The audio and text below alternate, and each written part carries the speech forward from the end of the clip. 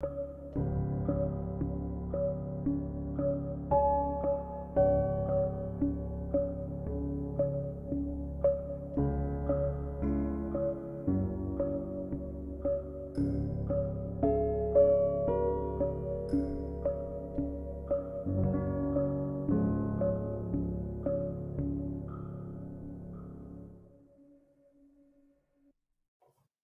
the Bowel and Bowel show.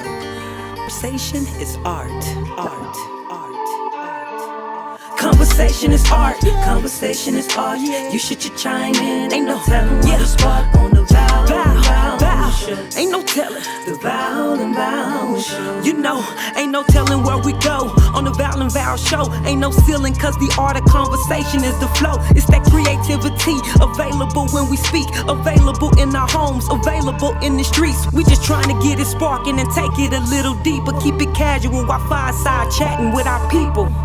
Yeah, we take it a little deeper. It get hot when we fireside chatting with our people. Cause conversation is art, conversation is art. You should chime in, ain't no telling what'll spark on the Bowel and Bowel, the Bowel and Bowel show, the Bowel and Bowel show.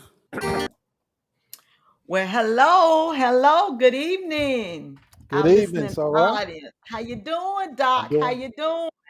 Doing good. How Hey, about look, yourself? y'all. I told Doc he old now. Ain't nobody finna be doing no big pa. Who we have today?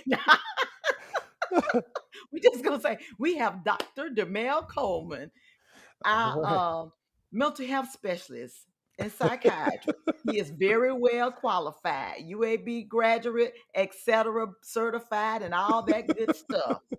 So he's continuing our monthly mental health series. Now, let me tell you all right now, I may not be doing that, Matt, typing and interacting with you all because as you see, someone is missing. Balton is not on tonight. He may pop in, may not. You all keep him lifted up. He lost his oldest sister this week. So she did have some health issues, but it doesn't matter because losing a family member is just traumatic. So keep him lifted up, you all, while he's out. So, first of all, I want you all to share this. As they say, click like and share so we can get our following going up as well as let people utilize this information, y'all. This is important. I mean, it seems like every day I'm seeing some incidents that's driven definitely dealing with mental illness in some form. And you all, we're trying to help educate and normalize mental health and make it no longer be a stigma, not just in our community, but in the entire world, because it is definitely something that we are battling. With all this stuff in the news and everything you consume, it'll make you just be sad and depressed. I don't even watch the news that often anymore, and I don't read a lot of stuff for that reason. I have to take it in snippet doses. Yeah. So look, you all, look, I'm talking so I can get a doc time to regroup. Look, he got stuck in traffic. That right there is a stressor. That'll do something to you. Now that may make it go to road rage. You know, but he made it. So welcome, Dr. Coleman. Well, Welcome. thank you, Sarah. So as you all see tonight, we're going to be talking about on our flyer. We're going to be talking about depression. We're going to be talking about depression, something that is real. And sometimes we get confused with depression. And I'm going to read as we open up what it says. Many people think depression is just a chemical imbalance in the brain. That is caused by low serotonin levels. However, that's not the whole story. There's more to depression than just biology. So we want you to grab a notebook if you don't have one, so you can hear Dr. Coleman take us on a journey through the darkness of depression. And he's going to let you know there's some common things you're doing that you think may not be messing up that mood. See, y'all think when you just get hungry, that make it, what is it? Hangry, we say. Angry. That's what they say. However, it may be what you're putting in your mouth and also not doing that is causing your depression. So tonight, you all, if we go along and you all want to ask some questions, type it in the chat. I'm gonna make a good faith effort to keep up.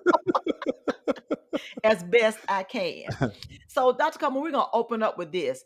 Let's just talk about depression in general. And I know you have some stats to tell us where we are with it. You may even have before COVID and wars and rumors of wars where we are now. I'm sure these stats changing so fast, y'all probably can't keep up with them. So let's talk about that. Well, I want to make sure people understand what depression is, if I'll just give a definition, basically. Okay. So, when we talk about depression, according to the Bible of psychiatry, it is when somebody has a decreased mood plus four more symptoms. Okay. And, the four more symptoms, I always use mnemonics because it's easier to remember things. And it's SIGI CAP. So, we talk about issues with sleep, talk about issues with loss of interest, where people just don't have pleasure in the things they used to enjoy doing, issues with guilt or feeling hopeless or helpless. Then we talk about lack of energy, Mm-hmm. problems concentrating. And then we have issues with appetite problems, what is called psychomotor retardations. And the best way to think about depression, and I know this is going to sound a little silly, but all of us have pretty much watched Winnie the Pooh. When you think of Eeyore, that is Okay. the epitome of depression. Somebody who just slowly moves around, his speech is slow, and when you read the story behind Winnie the Pooh, that is actually the case. Winnie the Pooh Mm. was a caricature of depression, just like Tigger. Wow. If you think about somebody who's manic, who's upbeat all the time, there you go with Tigger. So we got this psychomotor retardation. The last one is the suicidality, and we did a show on suicide that, that's Yeah. very pressing, especially right now. And when we talked about the stats, you hit it on the head. Since COVID, because of the issues of loneliness, which we kind of covered, so I don't want to, beat that over the Mm-hmm. head, but loneliness because of COVID, because of the mandates, because of things that have happened, we were doing things to try to help people, but with everything you do, there's always unintended consequences. And True. the unintended consequences have been a huge spike in depression, a huge spike in suicide in our culture as a whole. And so that's why I want to talk about this topic of depression and why it's so important right now. Um, Well, let me ask you this, Dr. Coleman. And I understand with us being more isolated, but and I always talk to my kids about this. We have self-isolation because we don't interact with each other. As a matter of fact, this past week, I was talking to one of my friends and I was like, I remember when my mom and them got home in the evening, we would go visit people. People would visit with us. You had a yard full of kids. Now we're all isolated in these. I mean, we live in these pristine mhm. communities of this. We have arrived, and this is what I've afforded. But we just as lonely as we can be. Well, here's the thing what people don't realize, and this is where the biology comes in. Biology, when we think about family history, people get stuck on family history. Oh, my mama had depression or this, but it's really about culture and lineage. When you think about from a scientific, hey, Val, good to see you, brother. We're glad to see you. We Hey, got buddy. people How are you? praying for you, Definitely. my wonderful Well, co-host, thank you.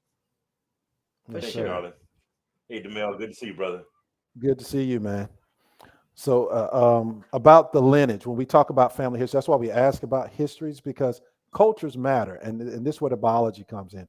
From a long time ago, if you study human history about 200,000 years ago, we were hunters, gatherers. We stayed as a pack and we moved together. If you was a lone wolf back in 200,000, about 200,000 years ago, you didn't exist. You died out. Mm, Now, here's the thing, we're as human beings we adapt, and when we have offspring we pass along that genetic information to our offspring so that they can mm, adapt, so that they can survive. So from 200,000 years ago, what was in our DNA is that we need to be a community, we need to be together, that humans are social beings. Now here we are in modern day and we act like we're lone wolves, and it goes against the very way we were created, designed, however you want to map it out. We are going against the very nature of our being in the current way we are living. And part of the problems with depression is that we are disconnecting with the way we were biologically created. So when we talk about stuff, we have to look at that aspect as well. And we talk about biology, since you went there, is, most people say, well, I heard this causes this. And when you think about medicine, it's a correlation, not causation, more so. So they've done twin studies. and where they take twins and they look at them. And what they found out is using twin studies, as far as depression, only 37% is genetically correlated. 63% has more to do with the environment and the stressors people face.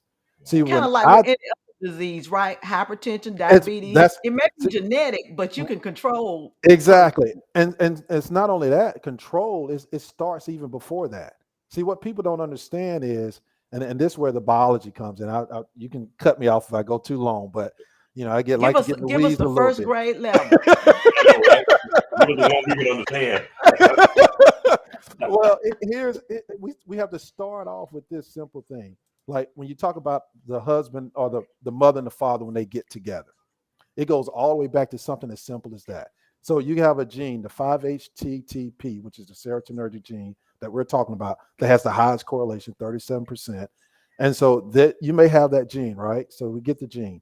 But here's what people don't realize. When a mother is carrying a child, whatever issues she's dealing with, those Mm-hmm. issues cross the placenta and affect that child. So if she's got a lot of stress, a lot of tension, a lot of issues going on in their home, and you think about right now, we got 80% of Black children that are born in single parent homes. That's stressful. That's stressful. Then you got right now in the white community, 31%. They themselves are kind of duplicating what we did in the 70s, and they're starting to see the same issues. So this causes stress on that child because that mother's stress, and it starts in utero. And here's the thing: what people don't realize. So we treat people with serotonin, right? You know where Mm-hmm. most of your serotonin receptors are located? They're located in your gut. And Mm. here's the beauty of our design. We were created so that when kids are born, we're eating all this stuff, and a kid doesn't have an immune system. So how does a child with no immune system survive in a world that is full of bacteria? I'll tell you how. Their mothers have bacteria in their vagina, and as that baby passes through the vagina, the head expands, the mouth opens. The bacteria that's located in the mother actually lines the intestinal lining of the child. So whatever immunity the mother had is being conferred to that child. Isn't that a beautiful design? Wow. But Yeah. here's the Wow. downside to that, though. If a mother has a lot of depression and Yeah. stress, her bacteria in her gut are stress bacteria. And guess who Mm. just got that? That baby. Yeah. Yeah. You know, And so now, you know what, Demel, let me interrupt you real quick. yeah, This is something this was happened to be my psychiatric instructor at UAB. And she said, Valerie, show me a colicky, nervous baby. I will show you a nervous mother. exactly. She said, she was big on that. She said, if you don't have peace no other time in your life, you need to figure out how to carry a baby peaceful. And on Mhm. something else you said, Dr. Coleman, is that I see so many young folks having to have colectomies and Yes. irritable Yes. bowel syndrome. Yes. I'm like, Well, I'm talking about well, 28. here's the problem. That goes back to what we're talking about. Hunter gatherers. We have a lineage, we have inheritance that is passed down through generations. What is happening in America? We no longer live in communion. We're not a Mm, community anymore. So that's stress in and of itself. Just think your body knows. Here's a better way to think of the analogy. Look at bumblebees or honeybees. If a bee gets separated from the hive, that bee will become disoriented, become delirious, and that bee could die. We are the same way, even though we don't act like it. We're social beings. We were created to be social beings. And the foods we eat, since you go there with the autoimmune issues, most of the foods we eat have high GMOs, they have high fructose, processed foods. Our body was never naturally designed to handle these things. So it increases the risk of an autoimmune response within us because some of some of the bacteria and stuff that is happening within our gut, it misidentifies some of these products as if it's a foreign virus or a foreign bacteria. And so then it mhm. mimics, it seems similar to our own tissue. So then our own body begins to attack itself. So that's Okay. how, if you look at third world countries where they eat, now they die from a whole lot of bacteria and viral Disease. Yeah. diseases, but they don't have chronic autoimmune diseases like we do. Diseases. Now, Hey, when got you you a question. mentioned Can you see it on the that, screen? yeah, I was going to say, when you mentioned about the mouth opens and the head comes through the vagina and absorbs the bacteria, someone asked the question, which is a very good question. what happens during the course of a cesarean section? You know where the bacteria comes from? The atmosphere that baby gets born in. That's a surgical room. And what kind of bacteria are in the surgical room? Oh, Sick everything. bacteria. Okay. You see what I'm so, these things are important and people take it lightly. In fact, some people can Google, the person can Google this. Of course, I don't have it in my head, but certain places are actually swabbing the mother's vagina. And when the baby comes out C-section, they swab the baby's mouth with the swab so that the baby gets the bacteria from the mother instead of from that surgical Environment. environment. Oh, And wow. That's here's how powerful this is, though. And we're going to take a sidetrack, but I'll get us back. They do what is called fecal transplant, yeah. where they take the feces from somebody, and they've done studies with rats where if a rat is obese, they'll take the feces from a skinny or average size rat, give that to the obese rat, and guess what? The obese rat would no longer be obese. Wow. Yeah. They're actually using this in Europe with certain autoimmune diseases. There's some studies about it being used even for autism.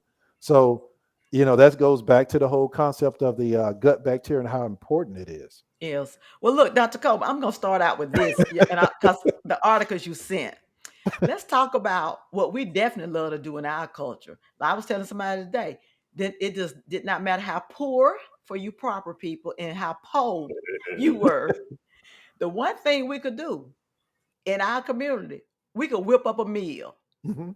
And I got a chef on here, my co-host. He loved to cook now. He loved to cook. Okay. So let's talk about the links that we know exist with food and depression. Well, that go all the way back in utero with the mother. When you talk about these young women having kids, here's the danger of people who are too young having kids. They tend to be financially not in the best shape. And what Mm-hmm. does that mean? They don't have the proper nutrients that they're taking in for that child.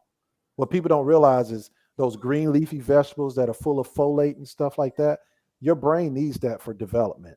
Mm-hmm. Folate, omega-3, the fish oils and stuff like that, those things are important for brain development, but guess what? Also, they're important for depression. Folate is Mm-hmm. a substrate that is used for the conversion of tryptophan to serotonin, which we take pills that have serotonin in it. All right. All right. All right. Sorry. So, Google so that. Okay.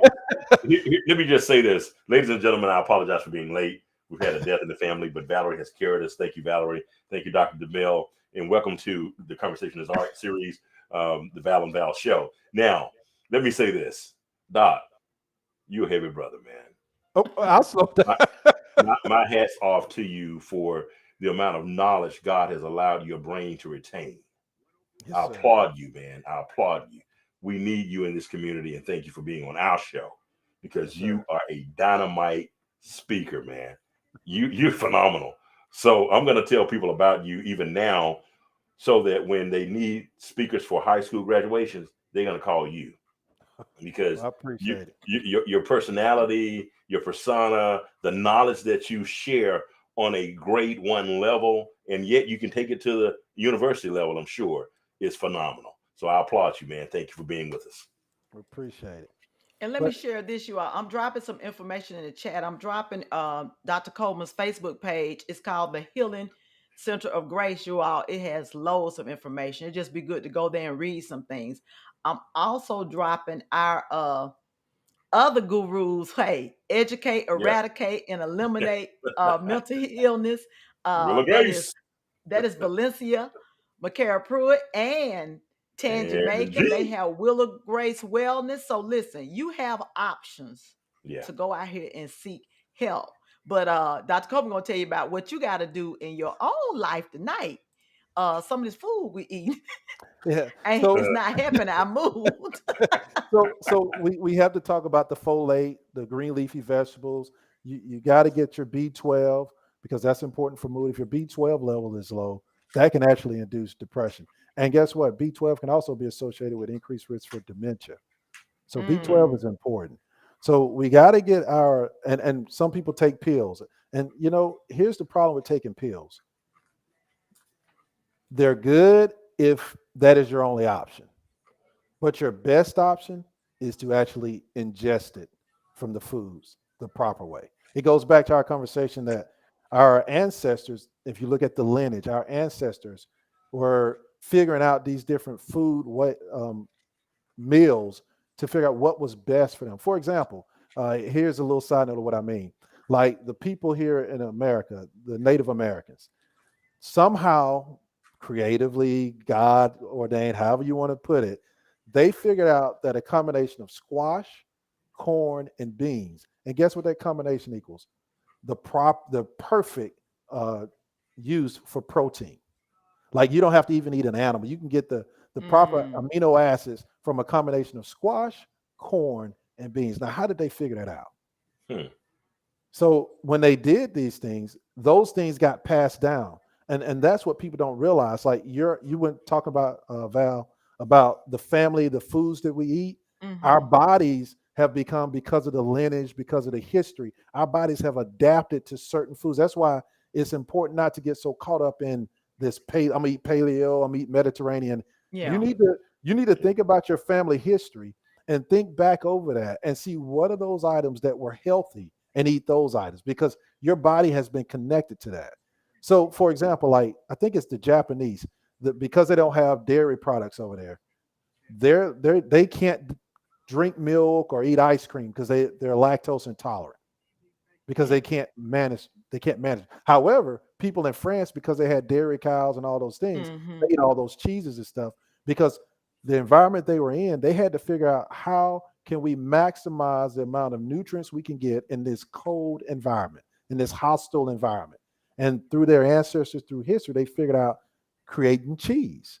Cheese is a nice way to get all those wonderful nutrients you get from milk in a form that can last for a long period of time. That's why I don't have any forbidden things on my list, because I grew up with a very, very diverse of food. Because my parents, they farmed. My dad grew his pigs, hogs, whatever you want to call them. My Right. uncle had cows. We had everything but the deers. Okay, so I grew up on that, and I used to tell people this: I could distinctly tell something that was hothouse grown versus something that come out of a field. Because one thing we have confused is that we really think apples are really perfectly that red color and smooth, but if you go get them in the wild, they're gonna be miscolored. Y'all, it's gonna be some worms, bites on them. Some blemishes. That's normal. And this is what my dad used to say. We used to bite to the apple. Oh, it's a worm. I think I ate a worm. Oh, child, that's more protein. That's protein. There you go. That's what they tell you. Used to say. And so eating is very important, and not only what you eat, but what you drink. What people don't realize is, see, we are dealing with neuroscientists, people with PhDs who are very smart, manipulating foods because they figured out the 3 elements that your tongue craves: sugar, fat, and salt. And they put it in everything.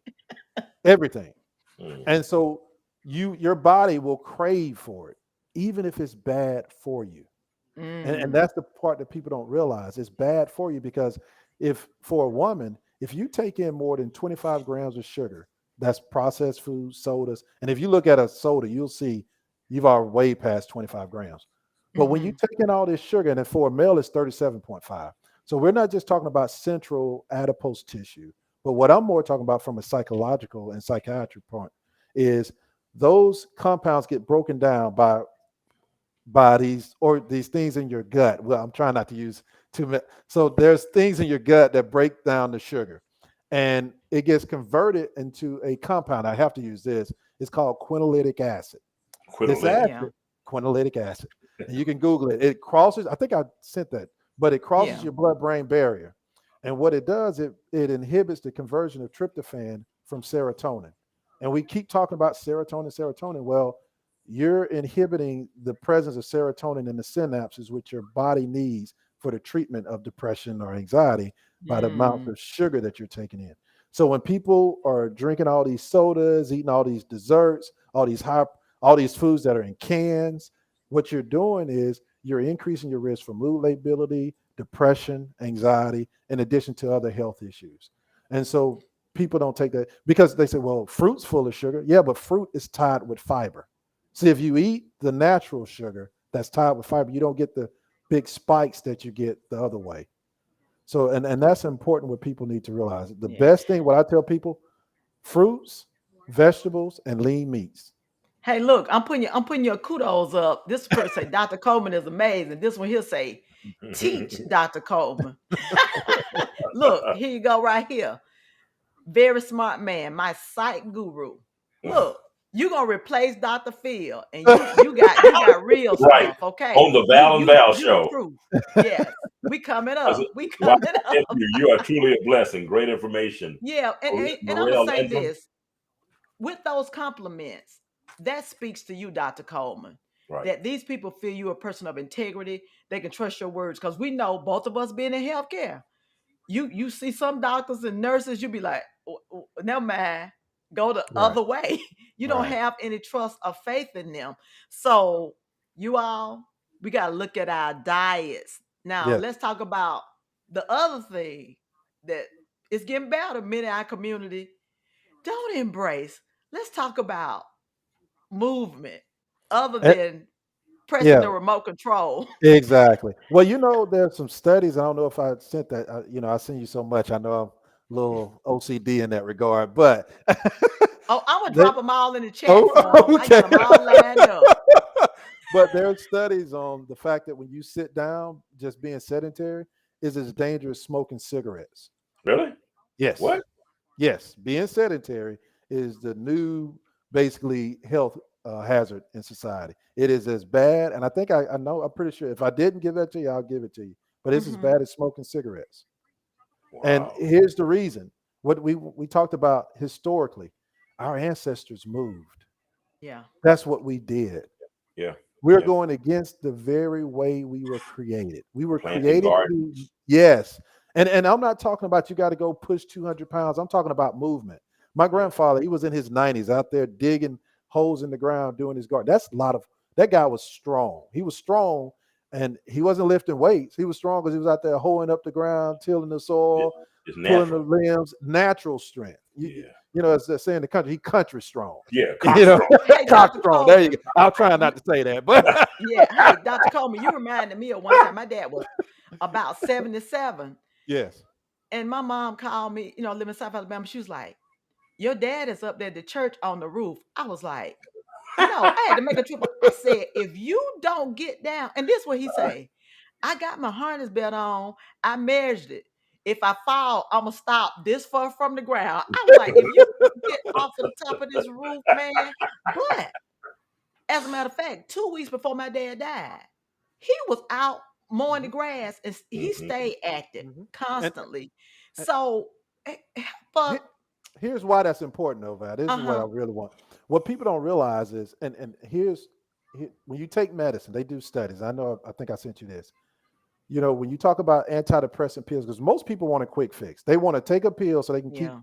doing the things that really are causing or contributing to their depression, because it's difficult to make changes, and we can talk about that. But what they've done with studies, they've taken people who just taken a pill, and they'll do this study, and then 6 months later, they followed up with those people who were just on pills. And guess what they found? The people who just took a pill had relapse rates of about 40%. Whoa. The Wow. people who took a pill and exercised had a relapse rate of 8%. Mm. Mm. 8% and we're talking about 30 minutes, 4 times a week. And your chances of depression. And the reason for that is twofold. Um, there's a okay, it's called BDNF. It's brain derived neurotropic factor. When you exercise, you create this. This is like I'm trying to think of a good analogy because I think analogy, but basically what it does is it's like fertilizer for your neurons in your brain. What people don't realize is when you're depressed, your body releases cortisol. And this cortisol actually is very detrimental to your brain. It will actually shrink your hippocampus. Your Ooh. hippocampus is important for memory. That's why people have memory problems. It will Mm. actually shrink your it's your hippocampus that gets shrunk. It's your ventral tegmental area that gets shrunk. The ventral tegmental area and the substantia nigra, that's where dopamine is. That's where you get your pleasure. That's where you get your enjoyment for interest. And dopamine is also important for movement. So some of the reason people don't even feel like moving is because those areas in the brain have been impacted to the point that you're not going to feel like moving. And here's the most Wow. difficult part. The more depressed you become as you shrink your brains, there's a certain another thing that happens. The amygdala. You know, the reason we're alive today is because our ancestors were scary people. If they said something was wrong, they did not go, they weren't curious. They stayed with the group. They stayed with the group. And what would happen if that somebody saw somebody get killed or something bad happened to them? There's a part in their brain called the amygdala. It will pick up on it and it will expand. And it expands because what it wants to combine is what it sees with an emotion. And it makes that memory very powerful. That's where you get a lot of issues with PTSD and stuff from. Okay. So this, and it is supposed to be protected because what it's trying to do is keep us from going down something that's dangerous. Well, when you're depressed, it's almost like you're starting to die emotionally and physically. And so your brain senses this is a problem, this is a danger. Flight, we need to run, we need to freeze, or we need to fight. Something is wrong and we need to figure this out. But your brain doesn't have that ability to distinguish it. So it just sees danger and it's expanding your amygdala, which feeds into your limbic system, which is your emotion system, where that's why depression and anxiety tend to go hand in hand, because your limbic system, we'll get down with that, is responsible for a lot of your anxiety, your worry, your excessive worry. You're sitting here and you're ruminating over things. People who are depressed ruminate. So your amygdala is expanded, is enlarged because of the cortisol, and other parts of your brain have been shrunk. And it also affects your prefrontal cortex, your medial prefrontal cortex. That's important for executive functioning, to be able to figure out things, to plan things. So when people who are depressed, they say they don't feel like doing nothing, they just can't think straight, or they're confused about how to process stuff, it's because of the cortisol. It's because of the fact, and here's the other part. The longer you stay depressed, the longer you do habits that are bad for you that contribute to this, there's an area in your brain called the dorsal striatum. It's the area in your brain responsible for addictions and habits. Mm. The more you repeat a pattern, the more it gets ingrained. There's an old saying that goes this way. For the first 30 years of your life, you are establishing habits. The last 30 years of your life, you're living out your habits. And the more So we you know what? I'm almost getting situational depression just hearing it. I mean, but it's it's really powerful because I'm actually in this weight loss academy group called Mhm, Weight Loss God's Way, and we're actually dealing with some of the things you're talking about.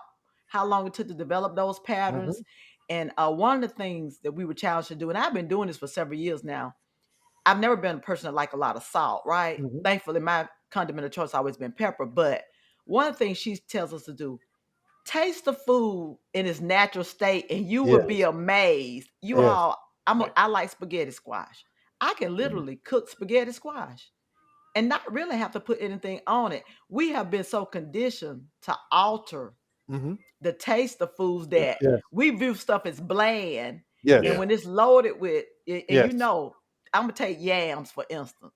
Oh I yeah. can actually get a sweet potato, slice Yes. it up, Yep. put it in the pan. Yep. I put a little cinnamon Yep. and And it's good. cook it, Cinnamon and it's butter. I good. put cinnamon butter and it's good.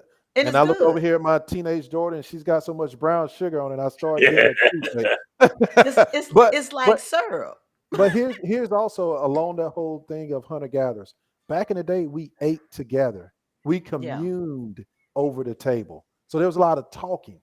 So you would talk, you would eat. You would talk, you would eat. So you didn't quickly eat your food. It was a conscious way of eating. So you didn't eat as much. Yeah. Nowadays, we sitting in front of TV, so we're zoned out. We're not even paying attention, and we're just stuffing our face.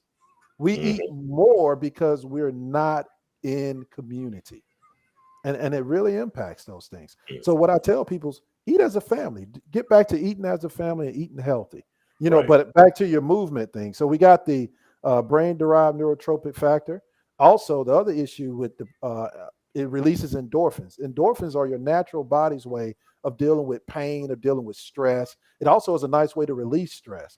So exercise is highly important because, like I said, you're looking at 40% relapse being on medicine. That drops all the way down to 8% just from adding exercise. And and You when know what, what I tell Dr. people to do with Coleman? exercise, what Uh-huh. is do it with somebody. Yeah. Don't do it by yourself. because that adds a level. When you're in communion with somebody, here's the other thing, what being with people does. We each have what is called mirror neurons. We feed off each other. We pick up each other emotions and stuff. And not only that, but being in contact with somebody releases oxytocin. And that's also like a feel-good hormone. So that's what for as a relationship and a marriage, when you and your spouse are together, oxytocin is released. And that helps to increase the bond between you two. Between you. Well, you know what, Dr. Coleman, speaking of that, I know for me, what I started doing, I will actually have a trainer on Zoom, and we're not in the same space, but I also know the fact that I have those women, and it's like 4 of us faithfully that meet Yes. on Monday, Wednesdays, and Fridays.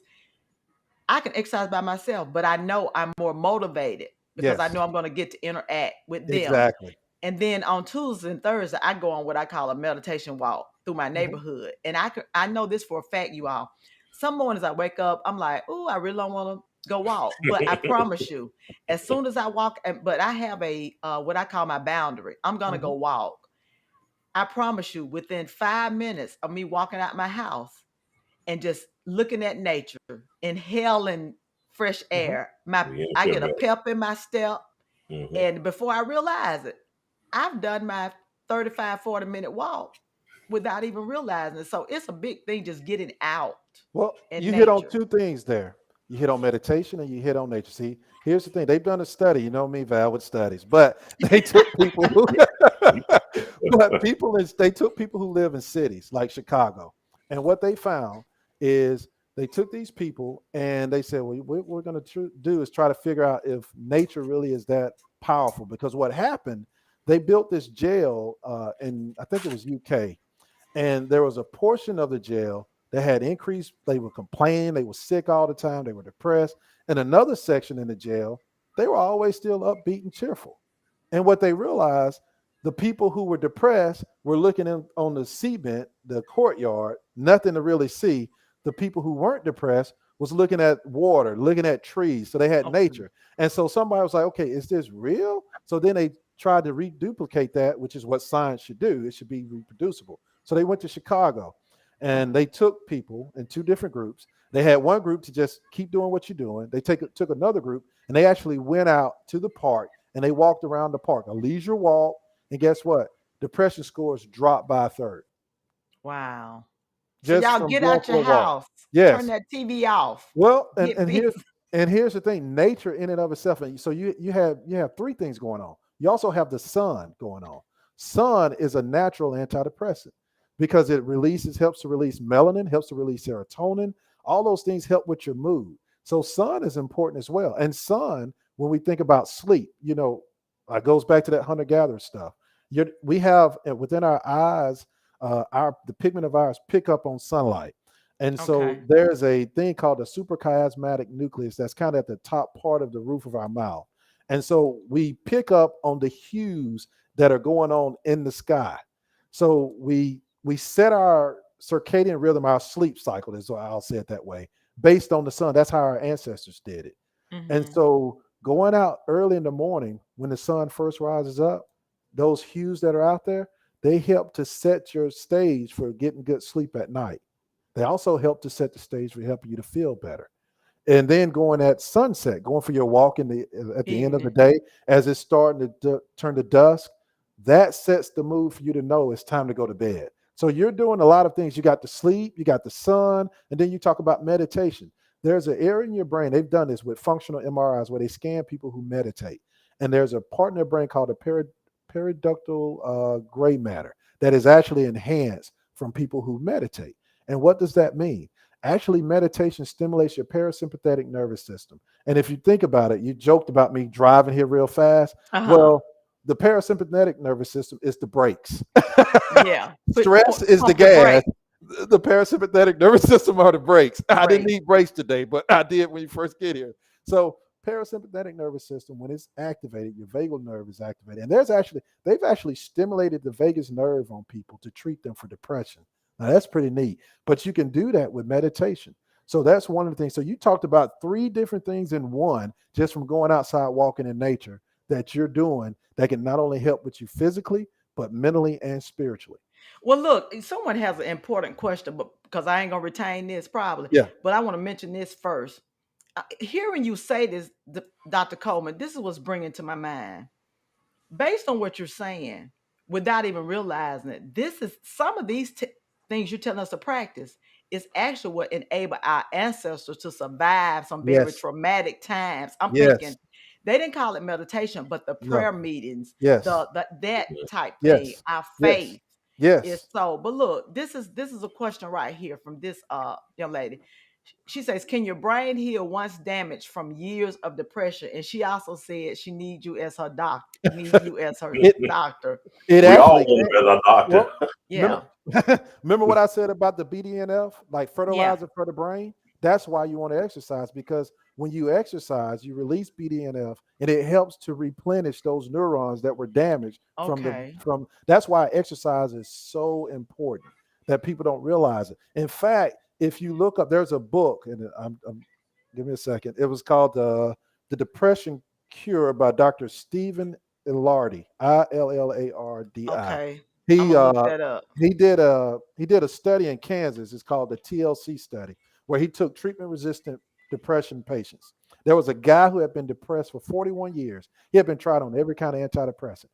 They changed they changed his diet, and they got him to exercise. They got him a buddy to exercise. Guess what? After 41 years of being constantly depressed, talking about ECT, tried every medicine possible, this guy stabilized on just changing his diet and exercise. Wow. Mm. Wow. Well, I can attest to that, you all. It's something about exercise just picks up your mood. Even Yes. I'm It does. telling you all. It does. And everything. So I'm putting this link in here. I just went to Amazon. It's long, y'all, for this book. I'm sorry. When you talk, No, I'm those talking about things no, come I'm in just my giving head. them the link. And I forgot to put the name. It's called the Depression Cure. You can Yes. look it up Right. What as well. Dr. Stephen, I'm gonna put his name here too, you Elardy. all. But since you're Because putting you that all one up, remember now, you can come back and look at these our show over. Right. So it well, stays up. So you can come and look at this over. And you know what? On this, I think you kind of dipped into what may be leading us into our next question. Where we talked about meditation. yes. Let's talk about Okay. sleep. Well, Because sleep and meditation kind of go together in a Well, way. let me. Can I do a meditation a little bit more? Because somebody asked, Yeah. how do you properly meditate to get the Okay. benefits? If I can do that. So here's what people have a misconception of. People have a misconception that meditation is I need to make my brain go blank, and that's a lie. Mhm. That's a monk who's been doing it for many years. They can do that. So what I tell my clients to do, and this is kind of like it's funny but not funny, but you'll get the point. It's if somebody's child is afraid of the dark, Mhm. and you say, okay, the thing they have to do is they have to face that darkness. So Mhm. you have a father who, typical father, they just put him in the dark and they say, figure it out and lock your door, and you sitting there, you screaming, you holler, and every imaginable hard thing happens. And after Right. about however long it takes you to scream, you finally realize there's nothing there and you calm down. That's kind of Mm. like what people feel when somebody tells them, hey, just go sit in the dark with your thoughts and you'll learn how to figure it out. I don't tell people to do that. If you've never meditated, what I tell people to do, the first thing, just going for a walk out in nature. And what I tell people to do is what I want you to do is put your attention on as many different animals. Like I'll go outside and I'll look for the different type of birds that I can see. Mhm. And Mhm. here's how that's meditation. That's meditation because right now your brain is going all over. That's your brain's job. But what I'm going to do is I'm going to forcefully make my mind put awareness onto something in this present. And by doing that, I'm teaching myself that my thoughts and what I'm doing are not the same. And I'm learning that I don't have to give in to what's going on around me. And an analogy would be we've all gone to a movie, right? And you sit in the movie and if you watch a good movie, you become emotional watching that movie. Mhm. Mhm. But how are you becoming emotional when it's just a projection with light being put on the screen? How are you feeling all these emotions? Are they real? You feel them as if they're real, right? Mhm. But that's how our thoughts are. We have all these emotions we know and it feels real. But what meditation teaches you is to understand, yes, they feel real, but they're not me. The more you meditate, the more you learn that these thoughts that are swirling around, they don't define me. And the more you can do that, the less control those thoughts have over you. So if you can go outside and look for colors, if you can go outside and look for the different birds, that's why I would start for somebody. Start something simple. Don't get to go into headspace or go into mindfulness meditation. Do a movement exercise. I started off doing what is called Qigong Meditation, Qigong. Go on YouTube. You can YouTube, and if you people go to that depression post I did on Healing Center of Grace, in the comment section, I break up. I'll put a title, how depression, what's the mechanism behind depression? I have videos and stuff on that. I have stuff about meditation, tons of information. So if they go into that post, all this stuff is there for them. But meditation, so what I teach people to do is do basics. Start off just going for a walk, progress to doing what is called Qigong meditation. Spell that for me again, Dr. Coleman. Qigong. Qigong. You can either do that or you can do Tai Chi.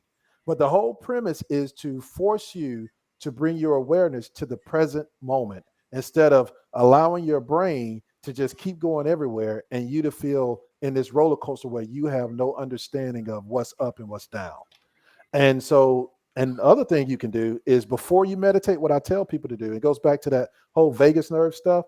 I tell people to take a seat and sit comfortable, close your eyes, and take a deep breath in your nose slowly. And as you breathe in, you count to 3. Just count to 3. And as you get to the top, you hold your breath for 4 seconds. And then you blow out like you're blowing out of a straw for 6. So 3, 4, 6. Now, some people, if you're not in real good shape, you'll get lightheaded. So just do it 3 times.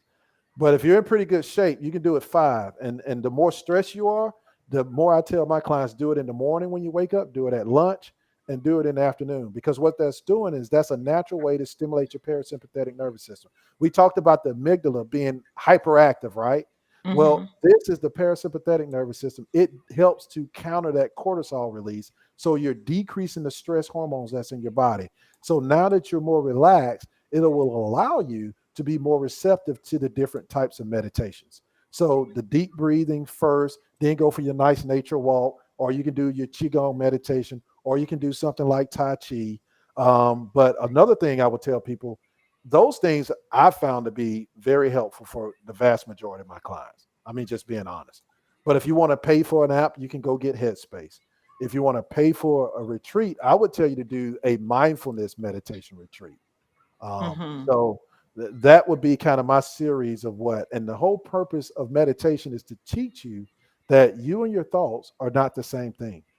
Because too many times we let our thoughts, we feel like we and our thoughts are the same. So whatever we think, we automatically feel. And so that's the meditation. But now going back to I guess we'll go to the sleep.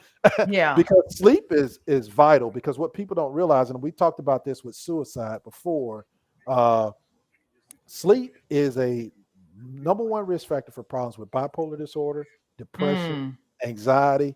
You talk about sleep apnea with heart disease. You talk about sleep problems that are number 1 risk factor for down the road developing dementia. So people, we talked about this the other time, and about the marksman. You got people in the military who are marksmen. They get, I think we talked about, 7 hours of sleep. They hit the target 98% of the time. They went down to 6 hours of sleep. Their ability to hit the target dropped by half, all the way down to, I think it was 56%.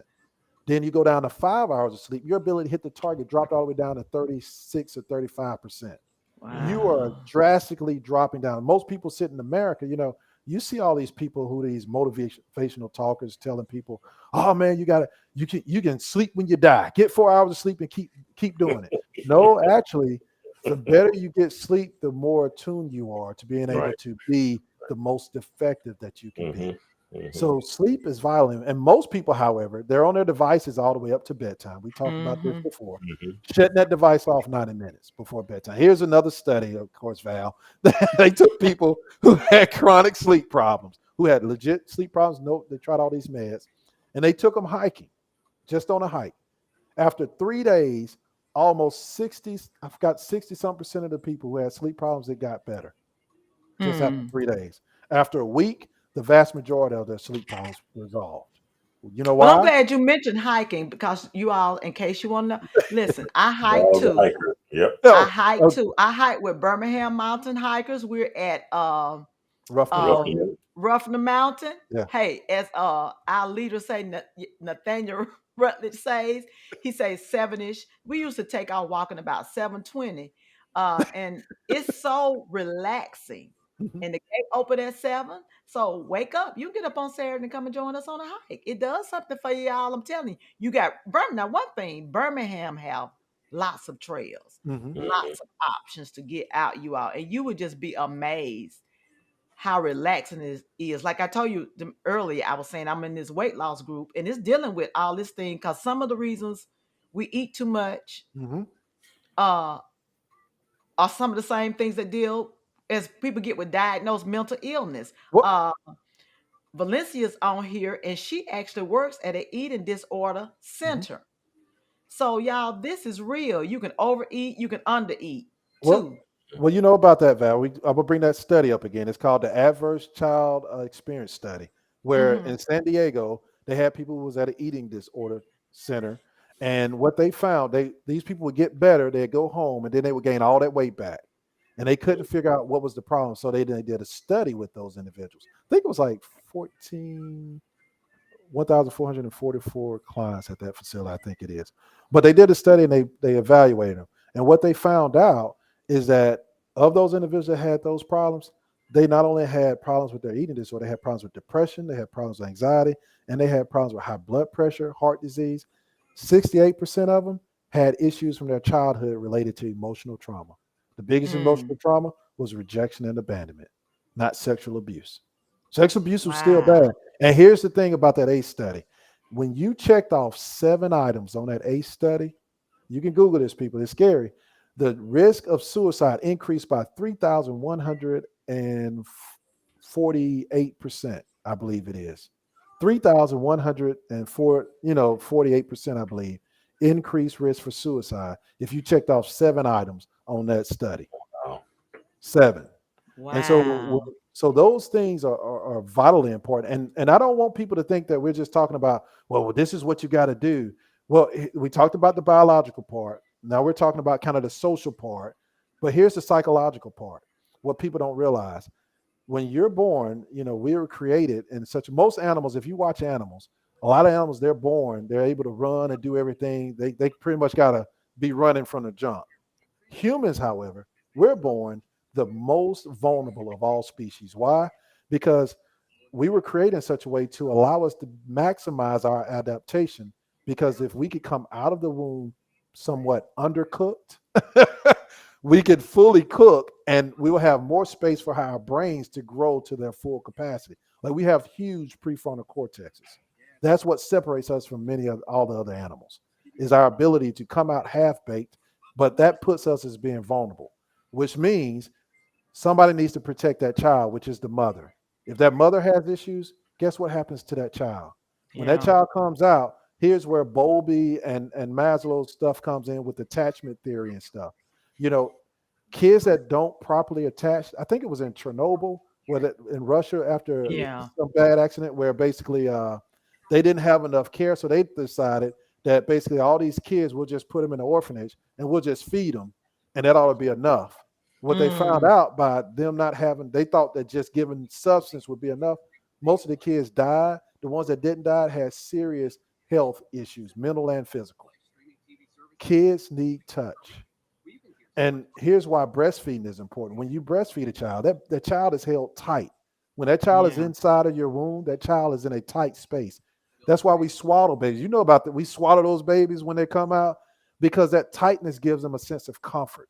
So Mhm. when you breastfeed your child, you're holding that child tight. Not only that, when you breastfeed, not only you give them protection from infection, but the mother also provides oxytocin, which helps that child to relax. So babies come in the world with I forgot how many trillions of synapses. So we come in the world with this huge computer.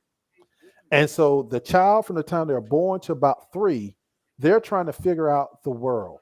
They're trying to map the world to be the most efficient possible. So by the time a child is 3, their interactions with their caregivers and everything else has helped them to figure out, okay, this is how this world is. They can't put words to it, but they understand the mainframe of how things work. So then they start shedding what is called pruning. They cut off all these other pathways because they feel like, that's unnecessary use of resources. So now they have a mental picture of how they think the world is. Most people who are walking through life have been traumatized in their childhood because of different things that happened that they never got resolved. And so they think they are the ones driving their car, but it's that 4, 5, 6-year-old that was traumatized, that never healed, that's really driving their life. The proper term is called psychic, PSYCHIC, determinism, DETERMINISM, psychic determinism. And basically the layman's term is there's an invisible hand that was formed by everything that happened to you in your childhood that is directly shaping your current state. And if I listen to your past long enough, I can tell where you're going. That goes back to that dorsal striatum, the area in your brain where habits are being formed. And so what people don't realize is I do this little thing in my outpatient with my clients. The room is pretty white, and I got a shelf and there's some books on it. I have some purple books. I have a Kleenex box that has purple on it, and I'm kind of giving away some secrets. And then I have these little things that have some purple on it. So when we get through talking, I explain how this works. I'll tell my clients, I say, I'm going to show you how this works in real time. I said, what I want you to do is just trust me. I want you to close your eyes right now. All right. And what I want you to do is when I tell you to open your eyes, I want you to scan the room for everything. And when I give them to close, I want you to scan the room for everything white.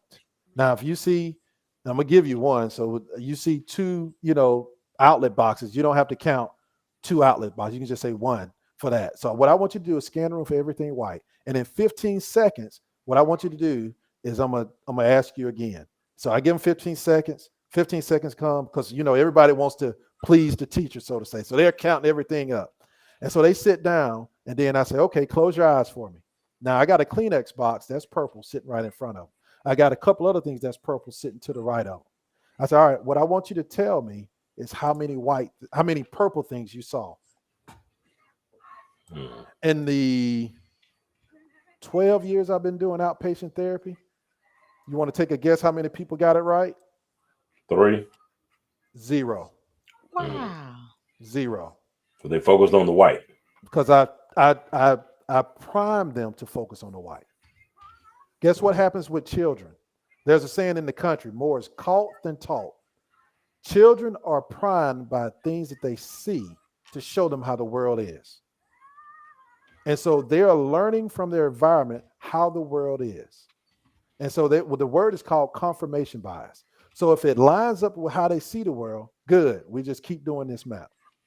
Now, if you see an anomaly that doesn't line up, 1 anomaly, 2 anomalies, you just dismiss it. It would take a whole lot of anomalies. That's where mentoring comes in. Because mentoring, when you get good mentors, they come in and they go counter to the narrative that you've been told. And if you get enough mentors, enough people that bombard you with opposite of what you think about yourself, you have an ability to shift and change. But a lot of people don't have that. So instead, what they have is a constant, continued ingrainment of habits and addictions and a view of themselves that they continue to perpetuate throughout their life. So when we talk about this, one of the things I teach my clients about, there's a really good book. It's called Reinventing Your Life by Dr. Jeffrey Young. Since you got Val here, Val, I figured I can throw these things out. What's the name of it? It's Reinventing Your Life by Dr. Jeffrey Young. Now, you can Google schema therapy. Oprah put them on as well. It's schema therapy is what it will. So it will. You said Jeffrey Young. Jeffrey Young. It will teach you how to see the world. And I'm going to give you a perfect example of how that works. I've done this test. And so one of my traits is that I see the world through the lens of subjugation. What does that mean? That means I put other people first. I don't know how to say no. You know where that came from? I was the oldest child in my home. And when my parents got divorced, I, in a way, became the person they looked towards. I remember, many times I would look out for my sister, look out for my brother. And it just became, and when you're the oldest, it's just instilled in you that you defer to them.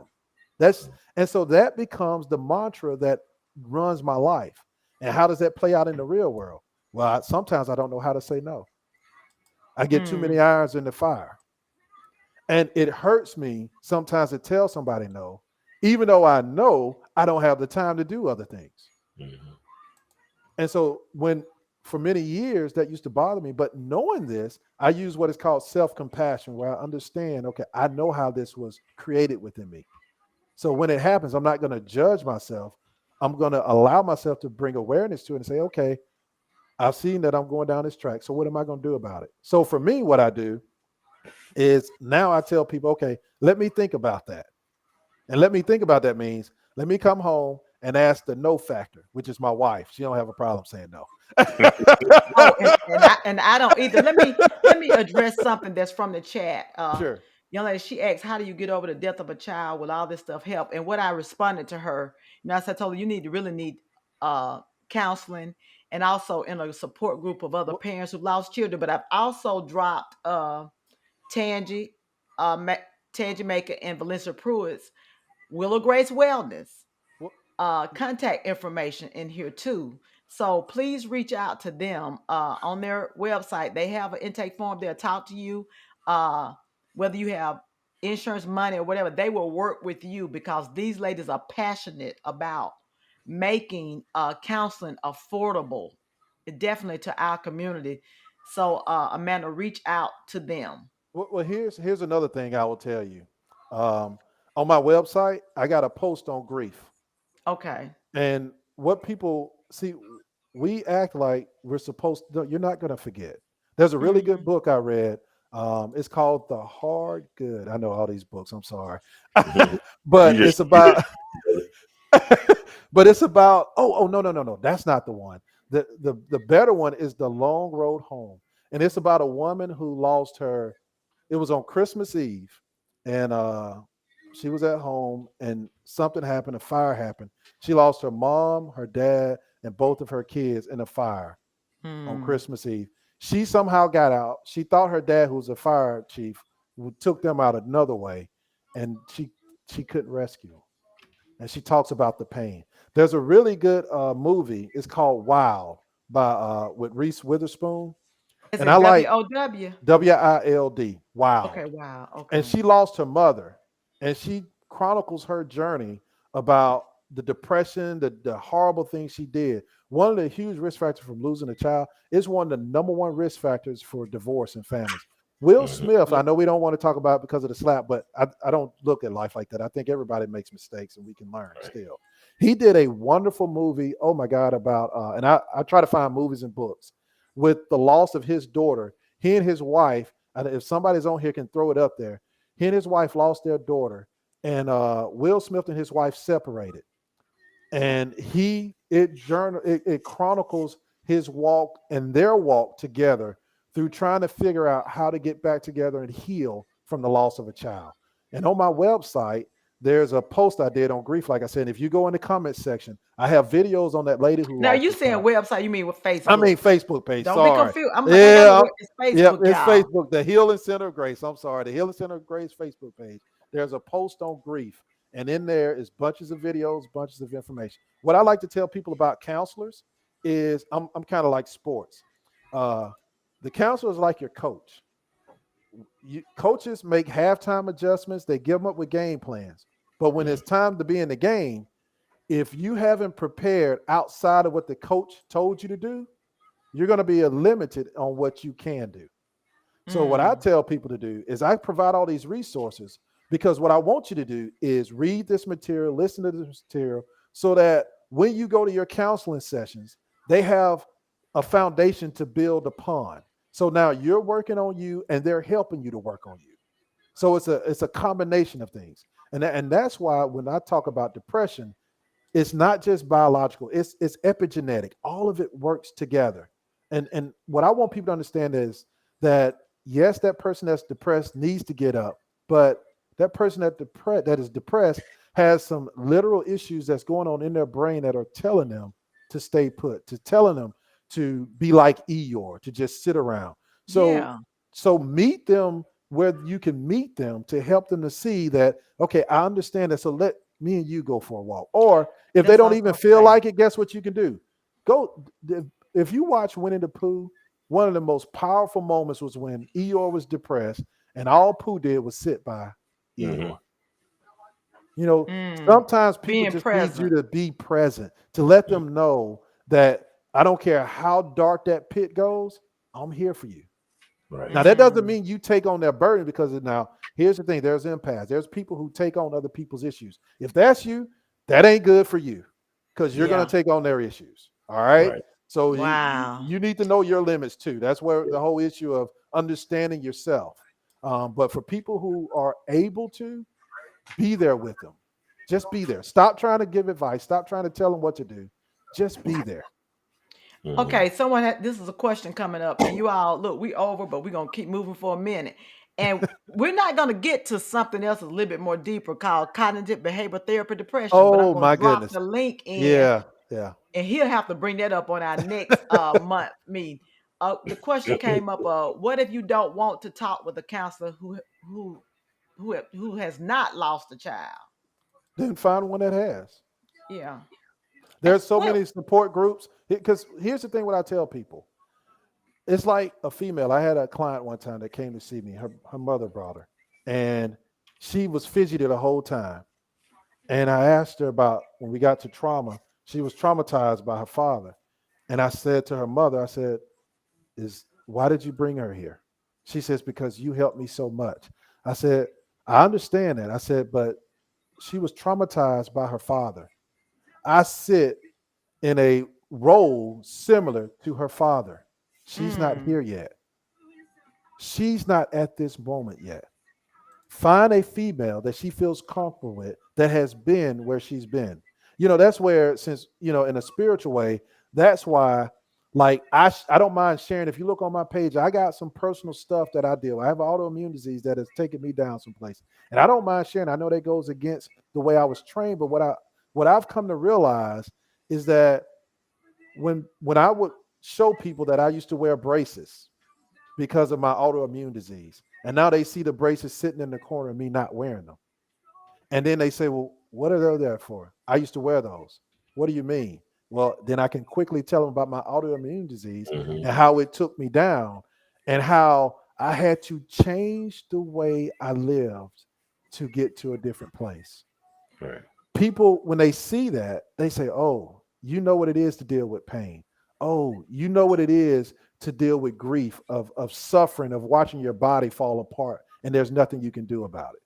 You get what I'm saying? So, you're relatable. And that's what I yes, tell people. You don't want Right. anybody haven't been in your experience. And for me personally, definitely, losing a child, and then too, the way you lose somebody, you have a yes, child die from cancer or something hmm versus you have a child being murdered. That's hmm two different types yes, of death. All death yes, is not the same. All no, loss is not the same. So what no, I put in the chat, I say choose the right therapist for you. yes, One size doesn't fit all. never. Oh, so Dr. Coleman, look, it is 8:08. This Yeah. has just been so good. Mhm. It really has. And this is probably becoming my favorite part of our month, you all. It's because this is so necessary. This is so necessary. So And with informational. me being a nurse, I audit charts every day. I get to see the results of people not having counseling or any type of way to get help. And so it does manifest in disease. It's one thing my trainer say. She say a lot of times people have come to her and they end up coming off their blood pressure medicine, all this stuff, because they were stressed out, they were overweight, and she's a spiritual counselor too. And just getting people able to open up and start talking is healing. It is healing. So, Well, Dr. Coleman, well, can I we're get gonna one be thing before ready. you close? Can I get one thing? Uh-huh. What I like to use mnemonics. So when people like to Okay. take pills, so what I try to tell people, here's a good thing to remember: take your meds, and the meds stand for meditation, work on your mindset, exercise, diet, sleep, and socialization. Take your Okay, meds. hold on. Meditation, I'm typing. Oh, sorry. And Exercise. no, Exercise. meditation, mindset. We got to work on the Mindset. way you see yourself. We got to work on that Okay. psychological trauma. So meditation, mindset, because those are your M's. The E is exercise. Mm-hmm. The D is diet, what you Okay. eating and drinking. The S is sleep. Mm-hmm. We gotta get proper sleep. We didn't even go into proper sleep hygiene. I'll cover that another time. The other S is socialization. That's for And all you you hit it. people that like to shut up in your house and like, I don't need to know my Exactly. neighbor. I don't need to know nobody. I don't Well, need nobody in this life. and one more S, Okay. spirituality. For those that are spiritual, we've lost. Nietzsche said this. He said, "God is dead." I don't. And if you read the whole context, what he really meant in that context, he said that God is dead and we have killed him. Because what he was saying is we have replaced the deepness of spirituality with a belief in rationality and materialism. And he Mm. warned that what was going to happen is that men would become gods in and of themselves, and woe unto us. And guess what happened after that? You had Mao, you had Hitler, you had Stalin. All these people who keep talking about religion and all the horrors the religion cause, those three individuals have killed more human beings in societies in the history of mankind than anybody else. And they were all people who were materialists and who were scientist driven, who dismissed the spirituality. Well, Mm. this almost sound like a lot of people in leadership in the USA. I'm just That's saying. that's why I said it. I'm just saying. Well, look, okay, you all. So we're gonna get up and move. We're gonna Yeah. start watching what we're eating. You look, you all need to go back and watch this again and again. And Share it share with it your friends, and share it. and we're gonna tear down this stigma. We're gonna have to get Valencia and Tangent scheduled again in here too. So look, I'm gonna put some to lift y'all up now. Next week, we're gonna have Dr. Tamisha Booker, who's a licensed therapist, but she's also written these books called Hey Carter Books. And you are gonna love this. This book is written so that to ensure Black children, specifically boys, reflect positively.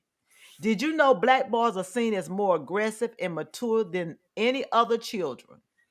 And this is what led her to write this Mhm, because she has sons. mhm, So we're gonna come back and get some more therapy because we know right here in Birmingham, We mhm. need it. all these murders and stuff. And Yeah. you all, these young men, they really don't want to be this way. But as we've got to, Mhm, we have got to reach out and show them that they are important, they are valued, or I'm like Dr. Coleman just said, woe unto us with this slaughter that we have going on. We got some comments. Someone said, this was so informative. I love it. I needed this. Thank you. Great segment.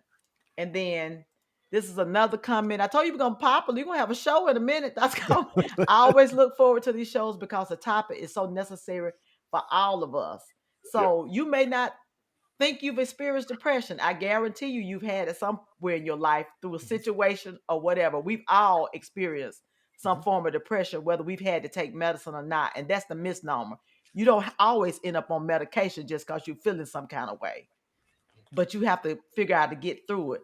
So you all like our page, share it with everyone.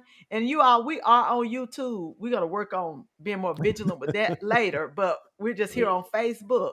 Uh, I'm taking some classes, learning some stuff, how to maximize Valton and I being out here.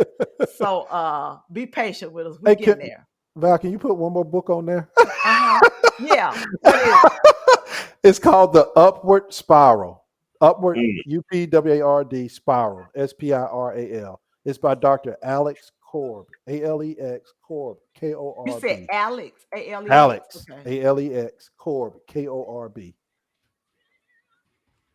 And he really puts all this stuff in a nice book form as well, too. Yeah. So And actually, you know what? Your topic next time is supposed to be anxiety. But now I'm sitting there thinking, because we didn't talk about this, we need to talk about high functioning depression. we can People do don't that. realize. So we're gonna do that next. I'm gonna write that Okay. on the page. So we'll That'll have it. work. Okay. So Valton, you got something you want to close out on? Just be mindful to be thankful for every day. For sure, for Because sure. every And we day. love you. We praying for you. Yes, Thank you sir. very, thank you very Yeah, much. because big sisters are sometimes like mamas. Yes. Yep. For Yep. sure. Yep. Yeah. So we Yeah. love you. I appreciate it. I love you all too. Thank you so Okay, much. so thank you all for hanging with us. And Yeah. we enjoyed it. So Always. y'all, hey, go back up there. Listen, we're going to end meds, meditation, mindset, exercise, diet, sleep, socialization, and In spirituality. spirituality. That's it. Y'all have a good night. We love Take you. care. Take care.